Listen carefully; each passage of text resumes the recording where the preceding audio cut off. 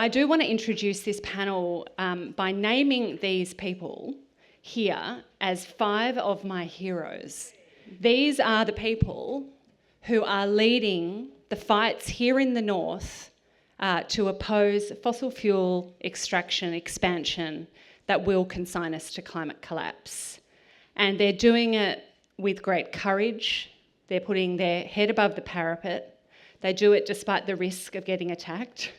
They do it despite, the weight of industry, the fossil fuel industry in particular, and governments being against them. And I'm just really privileged to be standing here with you all. And I'd like you just to start by having a huge round of applause for these 5 people.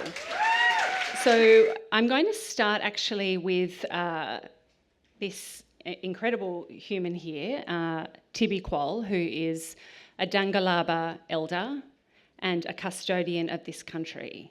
Tibi, it's really hard to explain in words just what he has done in his life to defend this place against multiple threats. He has been at the vanguard, he's been leading the charge, he's stood up against governments, he stood up against the Land Council, he stood up against institutions, he has had win after win and some losses. But he's a true inspiration. I want to name in particular his recent huge success, which has been to stop the destruction at Lee Point, yet again.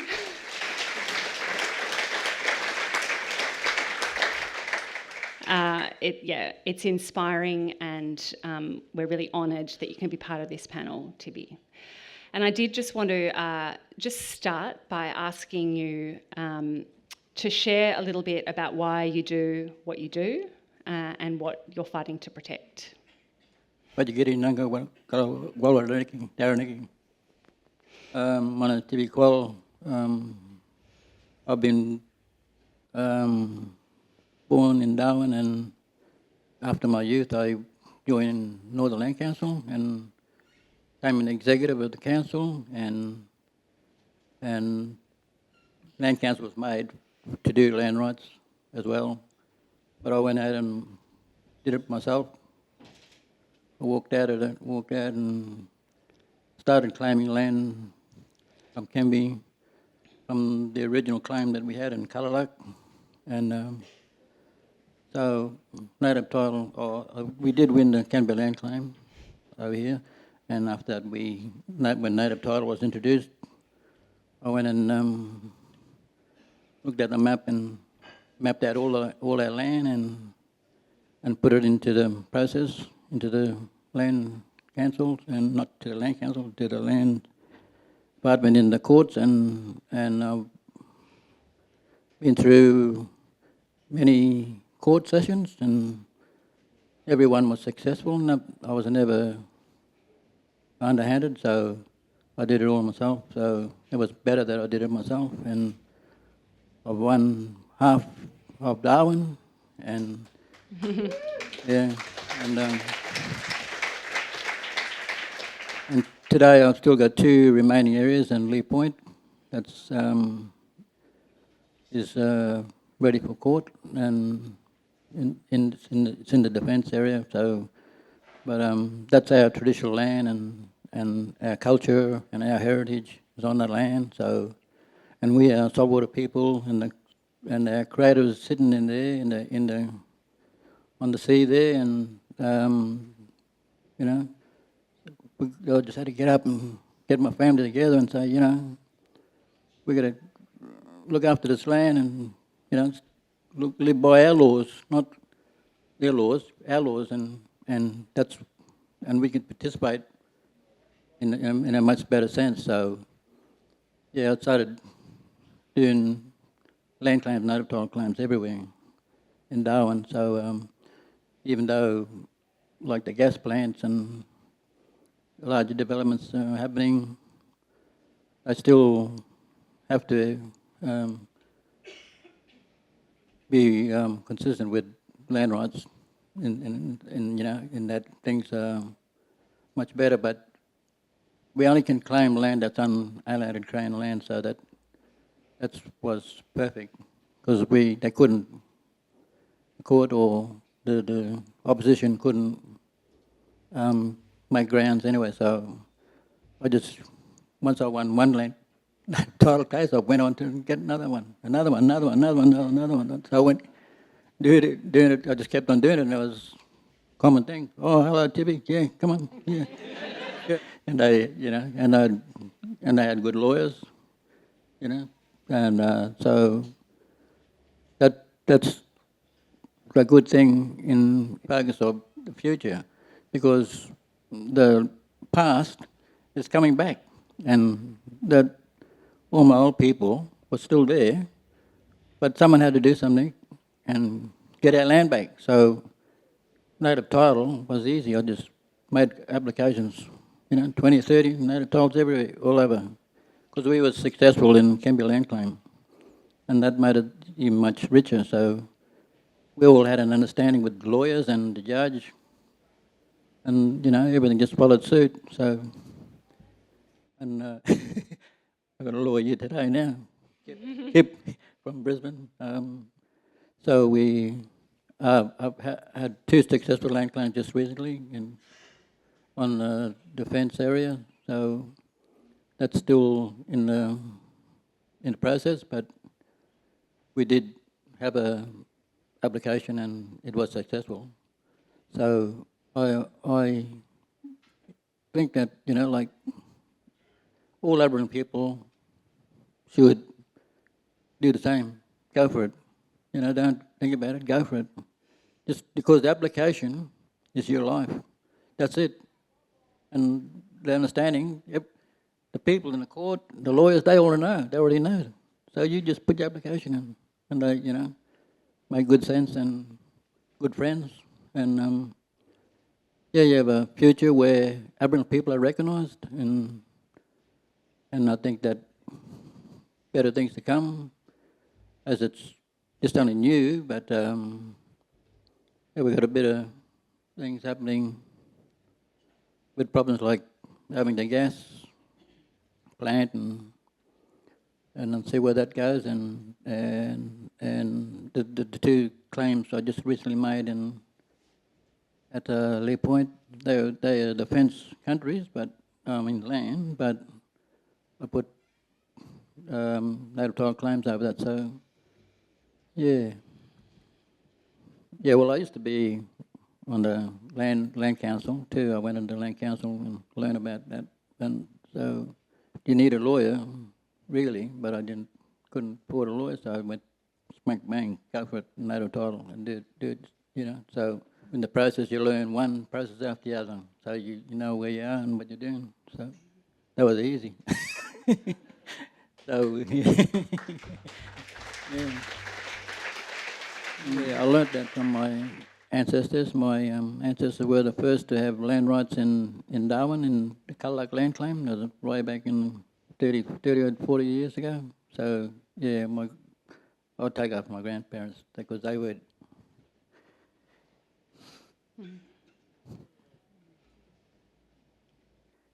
Yeah, they did it. So, why can't we? Thank you.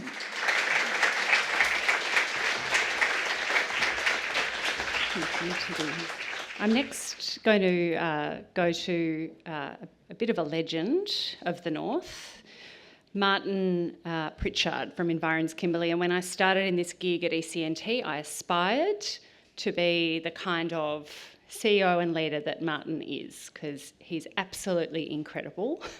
And his leadership, now over nearly 2 decades of Environs Kimberley, is nothing short of inspiring. I mean, for God's sake, what other leader of the environment movement is getting 700 people to a rally in Perth just sort of on a Tuesday lunchtime, which happened last week, to stop fracking in the Kimberley? Total inspiration. So this question for Martin sort of comes from a gathering that I attended a few weeks ago, the climate movement, and someone, Nellie Stevenson actually, who's sitting there, said, hey, do you know that all the message testing that we've done tells us that Australians actually don't think that climate change is caused by fossil fuels? And I just sort of thought, well, what the hell? We just need to down tools. We've completely failed. If this message has not gotten through to the Australian public, then we failed. And we obviously need to change it. So Martin, I'm just asking you to kind of respond to that. Like, it's pretty simple. What causes climate change, and can you explain what is happening across the north of this country? I'll try. I think all of us know that climate change is being caused by burning fossil fuels and carbon dioxide and methane going into the atmosphere, creating the greenhouse effect. I don't think anyone in this room doesn't know that. So, and another interesting fact that I had the other day from Sam, actually, was that something that is quite startling in a way is that the atmosphere that we have is actually very, very thin when you think of the size of the planet.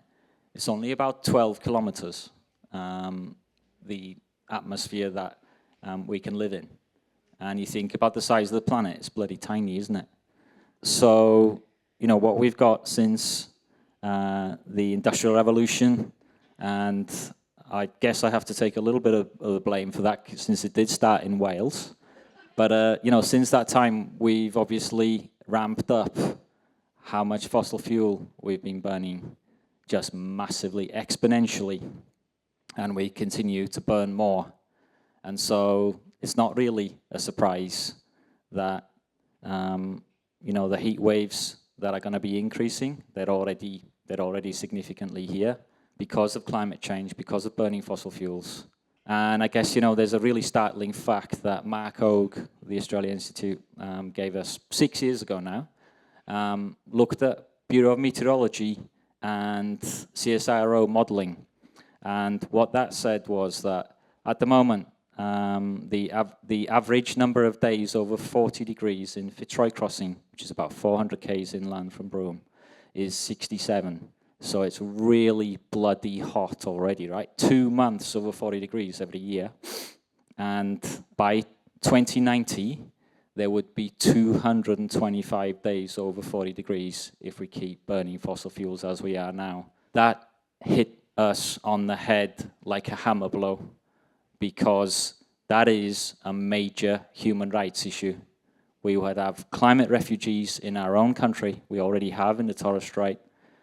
But just after 60,000 plus years of occupation, places like Fitzroy Crossing would not be habitable anymore. And that's what we're facing. We're facing these sacrifice zones. As Kirsty has mentioned before, it's really incredibly disappointing what's happened today with Albanese's announcement. He's consigning Northern Australia to be an uninhabitable place unless something better is done. And that's an absolute disgrace, and he needs to be held to account for it. And we keep fighting. We will do that. But we've got a long way to go. But I think my message again is that the only way that we can win here in Northern Australia is that we all have to be united. That's not just environmentalists. It's the whole of civil society, Aboriginal communities, land councils, everyone, all of us have to unite if we want to be able to live in this place for another 60,000 years. And I'll leave it there. Thank you, Martin. The next person I want to introduce is an extraordinary woman by any measure. This is Dr. Sam Phelan here. And she has been living in the Northern Territory for a really long time, has brought up 3 kids in Katherine, and has been a vet mainly. That's her profession by training, and has worked in some of the remotest parts of the Northern Territory. But for many years, she's also been leading the fight to stop fracking from Katherine. And I cannot tell you how hard that is in a town like Katherine. It takes immense courage and fortitude and resilience, and Sam just keeps going. And she runs and assists communities to run an outfit called Protect Big Rivers, which focuses on water which is precious here in Northern Australia and is put at imminent risk from industries like fracking. So I'm going to pass you over to Sam now. And you've heard this term sacrifice zone be bandied about a bit today, and we're doing it with purpose and deliberately. And sadly, it's a term that people are using, including Sam and people who she's working with in Katherine. So can you explain why people here are using that term from your perspective of being thoroughly embedded and grounded in Katherine in the remote Northern Territory? Why we use the term sacrifice zone is because the relentless push for fossil fuels in the face of what we are seeing, which is a collapse of our society to the point of imminent revolution. And it will be a racially led revolution, which will be all the sadder. But it is on the horizon in the town that I live in. And it's on the horizon because of a multitude of factors related to climate change. And the best microcosm of that was 2017, 18 and 2019. So the end of 2019 saw the big bushfires across New South Wales. For us, it saw 54 days over 40 degrees, where our normal average is 7 days over 40 degrees for the previous 30 years. So 54 days over 40 degrees took us to the equivalent of a 3-degree warming year. We got to see what that would look like. And what that looked like in our community was teachers leaving in droves, fights erupting, violent fights erupting in the high school that drove teachers to leave. The kids in our town called term 4 the fight term, because that's where the fights really go. And now it's spilt over into first term because that long hot period is getting longer. So the first 6 weeks of first term is also fight term now. You see police leave because they can't cope with the degree of violence that they're experiencing in the community. But they're replaced by young, naive or old, entrenched police officers who don't have relationship to the community. You see doctors leave. We had no GP in Katherine for 18 months during that time, which means people present to the emergency department with their ailments, but they're seen by junior doctors who are on rotation, so there's no continuity of care. So I had multiple friends during that time that had cancers that weren't picked up in ED because there's just no continuity of care. So by the time they were picked up, they had stage 4 cancer. So you see a multitude of all our big trees, like not all, but a significant number of large trees in our town died in that year. We had water restrictions. We've got PFAS contamination of our aquifer. All of these things combine to make the town a really unattractive town for people to move to. At the moment, I looked last night because we've had a ticking average of 200 houses on the market in Katherine. Now, we've got a population of 6,000 adults on the electoral roll. So 200 houses is a lot of houses to have for sale. It's 172, I checked last night. But that's a lot of houses on the market that alters the dynamics of a housing market. So all of these things jigsaw puzzle together to make a place where people don't want to move to, where people don't want to live. But the fact is that we have a whole community that will never leave. So the division between rich and poor, along race lines, becomes a lot clearer. And when you have a marginalised, oppressed group of people who are really hot because people can't afford air conditioning and the big trees have died, and the school teacher doesn't know them, and the police officer doesn't know them, and the health clinic doctor doesn't know them, then you have a degree of isolation even in your own town. And that can make people really cranky. And what we're dealing with now, I really believe in part, is that crankiness of young kids that have been brought up in this ever increasingly pressurised system where there is no place. And they are lashing out accordingly because it is not their town, even though it is their town. But what we're proving is we're happy to sacrifice your town. We're happy to sacrifice your water. We've already seen that. They did nothing about PFAS. We're happy to sacrifice your water. We're happy to sacrifice your country We're happy to sacrifice your health and your education, but we will continue to frack your country and we will continue to drive this. So that's the sacrifice zone. And I think just Dave Sweeney this morning mentioned we can't alter climate change without peace. And that is at an interpersonal level as well. So this polarisation that's currently occurring, unless we mend and create tender moments in every community, in every town across Australia, we can't mend this fundamental problem, which is breaking our country. So I think we need to seek the tender, and I think we need to build as many bridges as we can to help each other all get across it.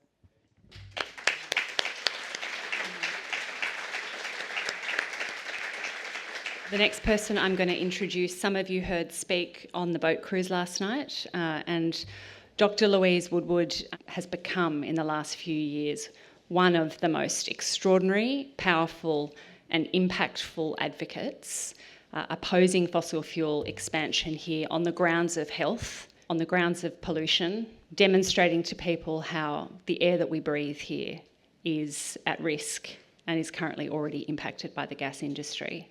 And she's incredibly inspiring, very credible. When the Darwin LNG leak story broke a couple of weeks ago, Louise was the one in Parliament House directly lobbying politicians about it. She's extraordinarily active. You still a public servant? Yep. She does it. So It can be done. They're not going to sack a paediatrician who looks after all our kids.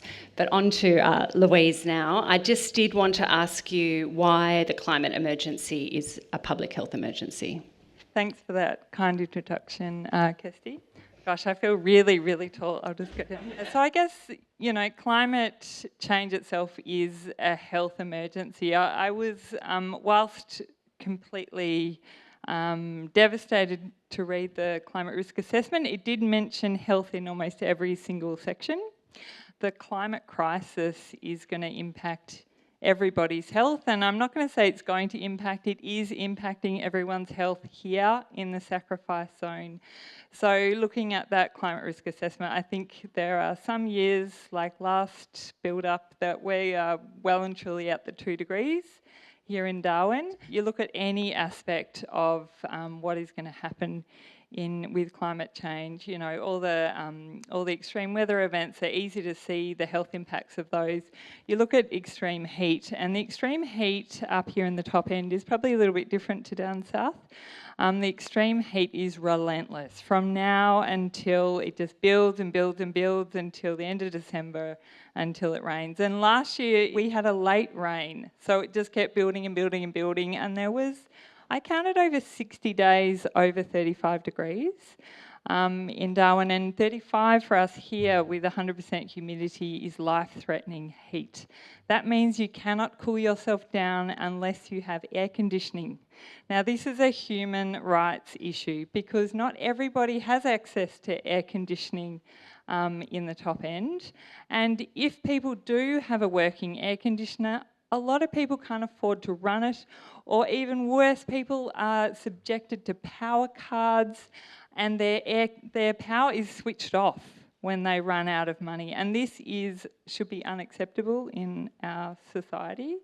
So a lot of this I get really angry about because it is so unjust, particularly I guess the decision of the Albanese government today that they are going to sacrifice all of us here. This place will become unlivable due to the heat.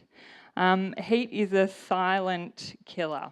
So it impacts everybody throughout their life. So if you're pregnant, you're much more likely to have a premature baby.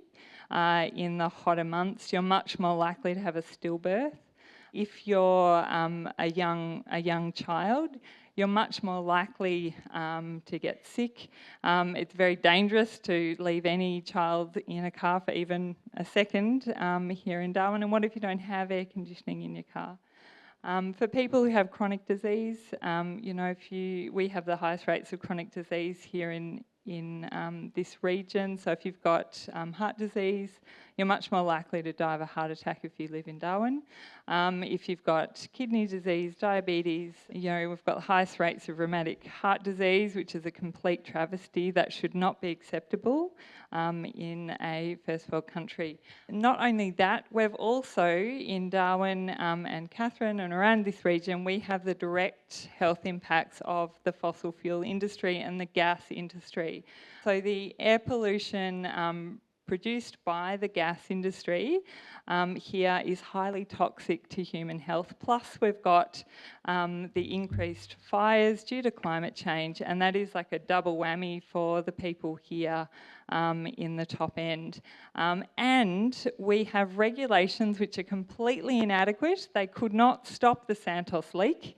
Our EPA was happy to allow Santos to fill a leaking gas tank, saying that it was safe. It is not safe. The gas industry is not safe. And the EPA is not adequately monitoring or measuring the pollutants coming off these gas plants, which means they don't limit the emissions of the gas plants either. Without data, they can get away with polluting with absolute impunity, and this should not be acceptable for any of us. And I can tell you as a doctor, speaking to families and patients, it does not matter what their politics are, it does not matter whether they believe in climate change or not. Everybody cares about air pollution and the impact it has on their children, particularly large gas companies polluting with impunity. Thanks. Thank you.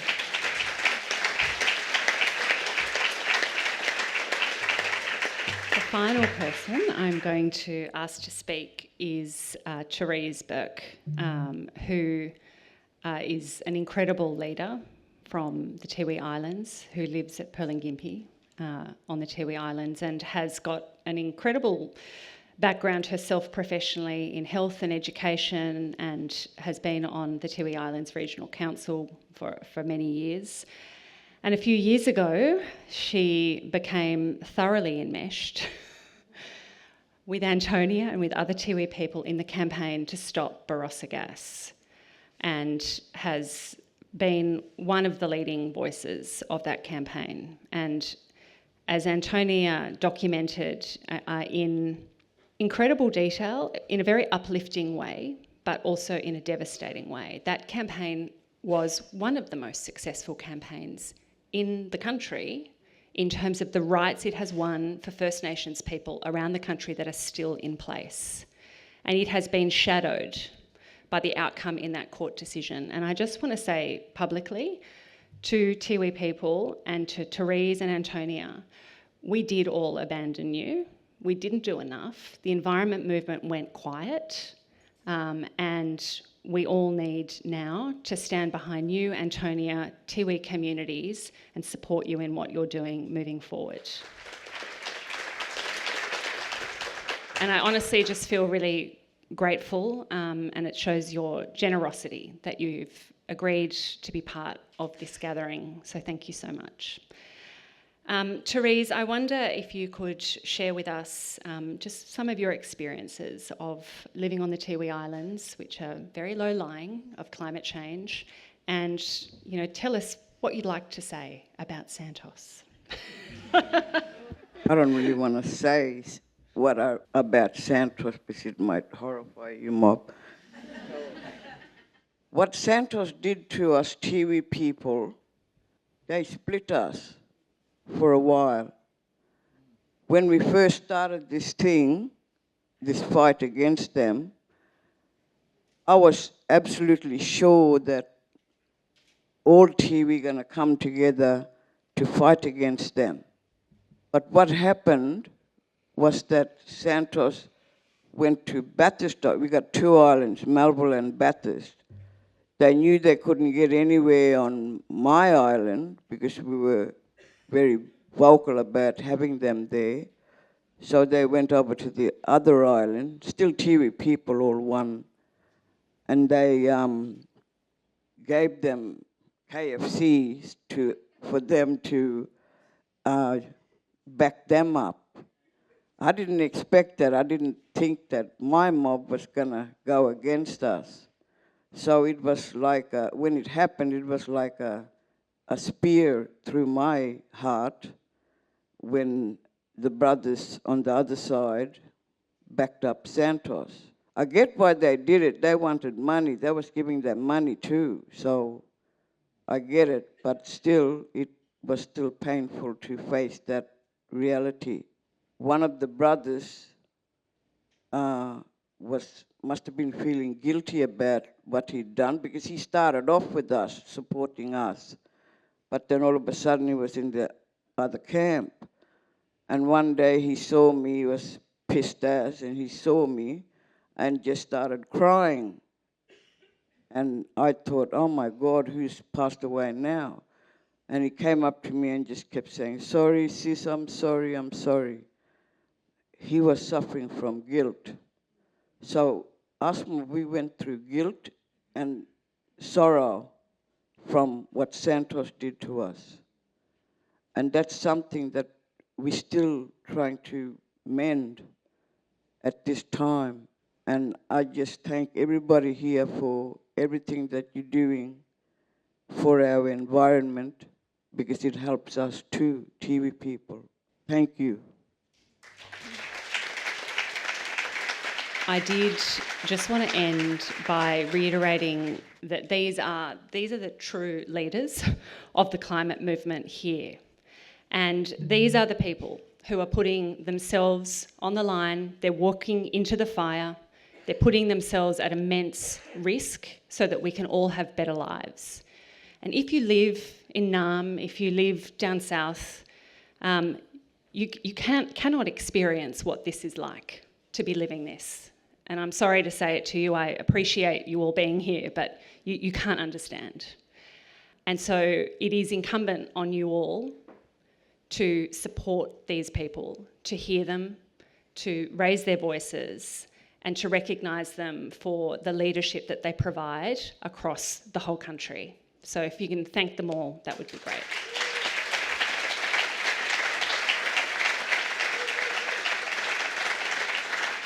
And we collectively are not actually feeling despair.